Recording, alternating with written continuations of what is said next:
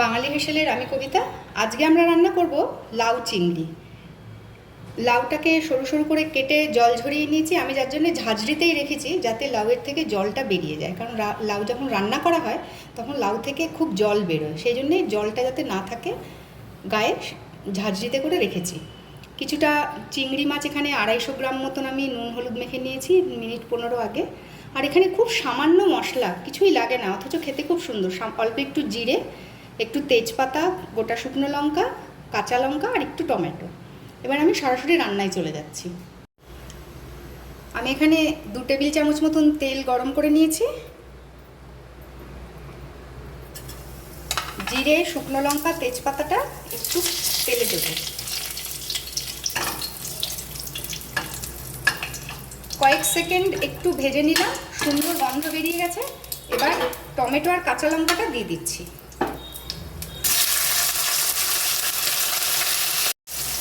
Tomato কাঁচা লঙ্কা minute 5 সিমে দিয়ে ভেজে নিয়ে এর ভেতরে আমি চিংড়ি মাছটাকে দিয়ে দিচ্ছি।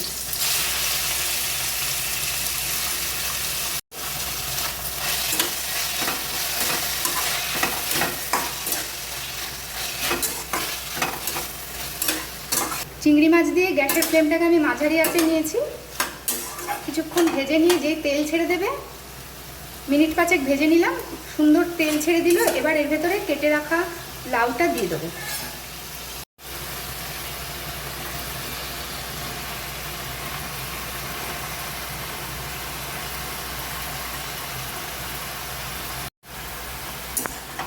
লাগলো কিন্তু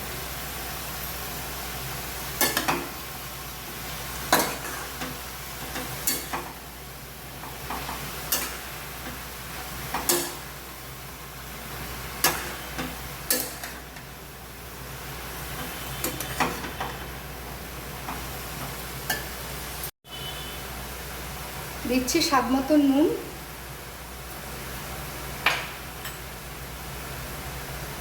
হলুদ গুঁড়ো। আমি এখানে কাঁচা লঙ্কা দিয়েই মেন রান্নাটা করব, একটু রঙটা সুন্দর হওয়ার জন্য একটু লাল লঙ্কা দিচ্ছি।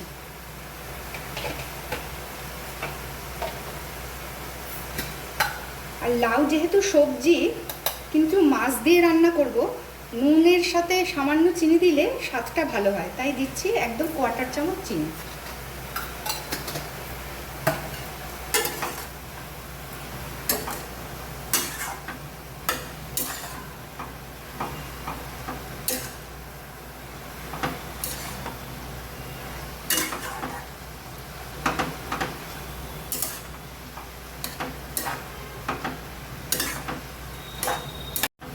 লাউ কিন্তু নরম হতে হতে জল বেরিয়ে গেছে। আমি আর এই রান্নাটায় জল দেব না, ঢাকা দিয়ে দেবো লাউটা সিদ্ধ হওয়া পর্যন্ত।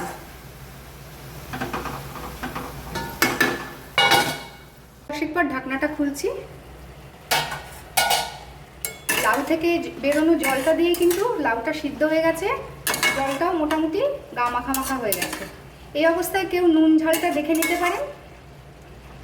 আমাদের আজকের লাউ চিংড়ি তৈরি। আমাদের আজকের রেসিপি লাউ চিংড়ি তৈরি। গরম ভাতের সাথে কিন্তু খুব সুস্বাদু খেতে।